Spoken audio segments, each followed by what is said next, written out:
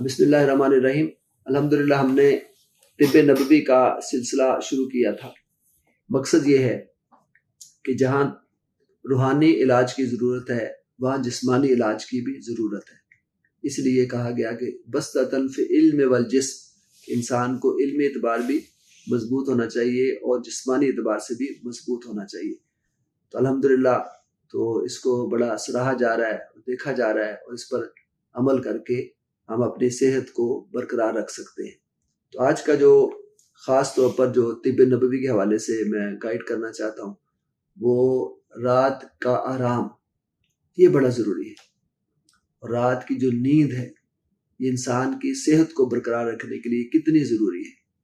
تو 3-4 چیزوں کا ہم جائزہ لیں گے طب نبوی کے حوالے سے۔ سب سے پہلے اس کی اہمیت کی طرف آتے ہیں کہ رات کا جو کھانا ہے اس کے بعد جسم کو طویل وقفے کے لیے ایک آرام کی ضرورت ہوتی ہے، اور اعصابی جو نظام ہے اس کے ذریعے اس وقفہ آرام کو منظم کرنا ہوتا ہے۔ لہذا رات کے آرام میں جو تمام اعضاء ہیں وہ چونکہ ڈھیلے پڑ جاتے ہیں اور ان کی طاقت وہ بہت معمولی مقدار کی اس وقت اس کو ضرورت ہوتی ہے، جس سے خلیے بھی وہ صحیح طریقے سے وہ کام کرتے ہیں اور اپنا ضروری کام مکمل کرتے ہیں۔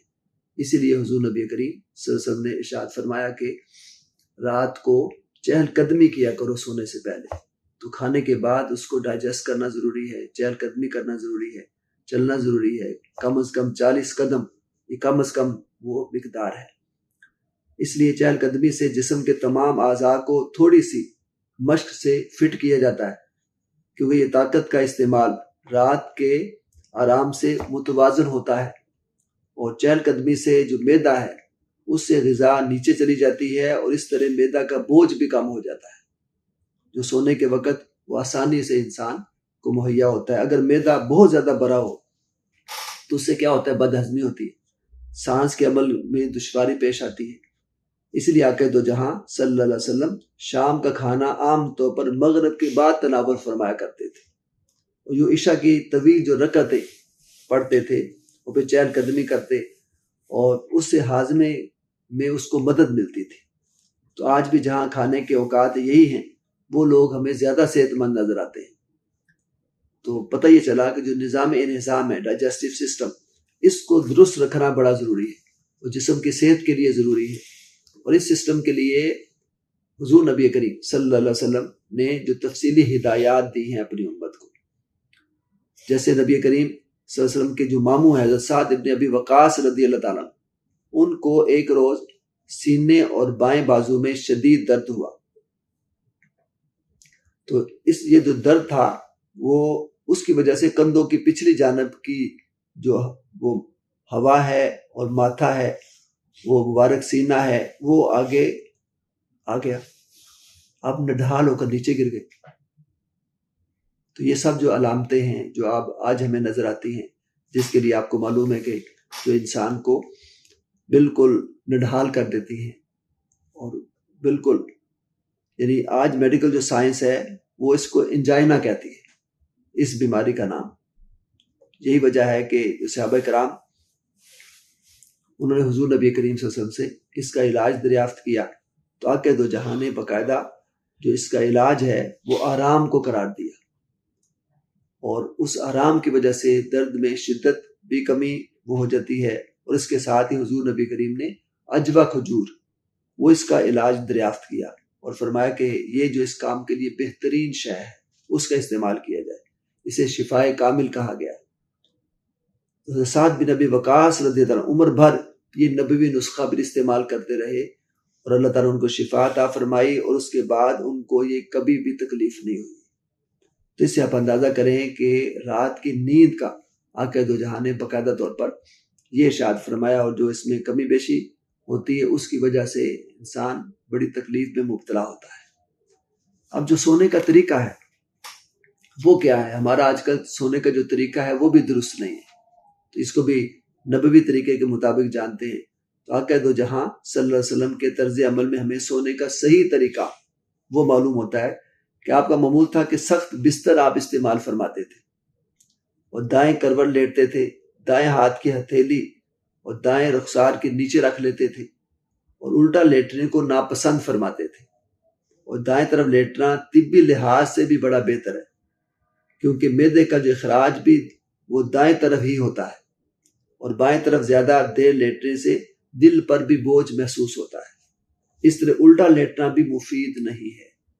رخسار کے نیچے ہاتھ رکھنے سے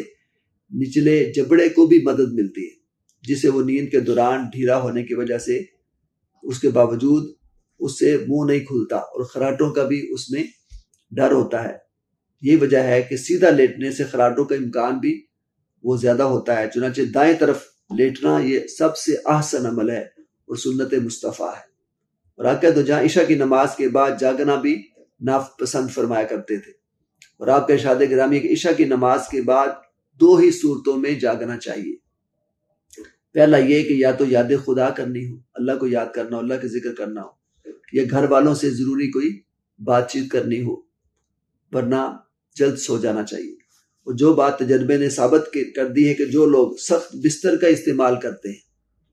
انہیں کمر کا درد ہونے کے امکانات بھی بڑے کم ہوتے ہیں، اور لیٹنے کے دوران کروٹ لیتے رہنا بھی سنت مصطفیٰ ہے،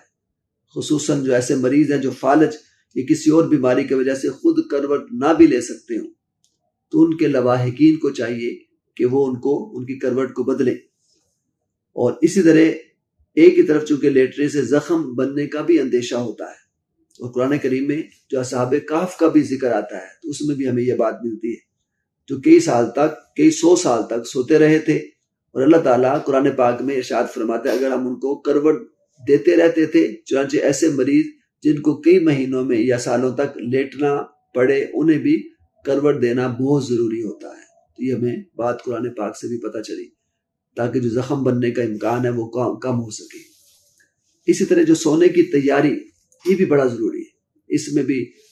جو لوگ ہیں وہ عمل نہیں کرتے، تو آقا دو جہاں صلی اللہ علیہ وسلم نے خالی پیٹ سونے سے منع فرمایا ہے، اور آپ کا ارشاد ہے کہ خالی پیٹ سونے سے انسان جلد بوڑھا ہو جاتا ہے۔ اور آج اس بات میں کوئی شک نہیں رہا کہ میڈیکل سائنس نے یہ ثابت کر دیا ہے کہ خالی پیٹ سونے سے معدے کی تیزابیت سے معدے کے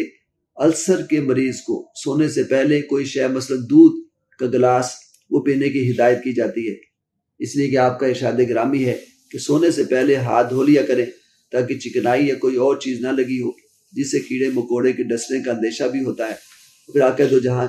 صلی اللہ علیہ وسلم سونے سے پہلے وضو کر لیتے تھے، تو یہ بھی طب نبوی میں آتا ہے، سونے سے پہلے وضو کر لینا چاہیے، کہ رات کو سونے سے پہلے چہرے اور دوسرے حصوں کو دھونا، اس کی بھی بڑی اشد ضرورت ہے، کیونکہ دن بھر کی مٹی، گرد و غبار اور جراثیم وہ مساموں میں جمع ہو کر جلد کو خراب کر دیتے ہیں۔ پھر آنکھوں میں جمع جو گرد و غبار وہ بھی اس سے صاف ہو جاتا ہے۔ پھر سونے سے پہلے مسواک کرنا یا ٹوتھ برش کرنا یہ بھی بڑا ضروری ہے، اور اس میں بھی حدیث کے حوالے سے ہمیں رہنمائی ملتی ہے، اور طبی نقطہ نظر سے بھی دیکھا جائے کہ یہ بڑا اہم اصول ہے، کیونکہ منہ میں صفائی نہ ہونے کی صورت میں جراثیم وہ پھل پھول سکتے ہیں، اور نماز کے اوقات کا اگر جائزہ لیا جائے تو یہ بات بالکل واضح ہو جاتی ہے کہ ان کا تعین بھی کام اور آرام کے وقت کے مطابق ہی کیا گیا ہے۔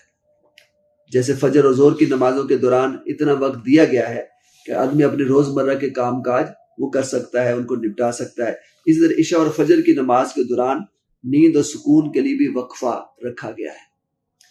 اور آخری بات، اب سونے کی ہدایات کیا ہے؟ یہ بڑی اہم باتیں ہیں، اس پر عمل کرنا ضروری ہے، چونکہ قرآن و سنت سے ہمیں نیند کے بارے میں یہ ہدایات ملتی ہیں۔ پہلی چیز یہ کہ نیند کا وقت رات ہی کو رکھا جائے، لیکن دوپہر کے وقت کچھ دیر سونے میں کوئی مذائقہ نہیں،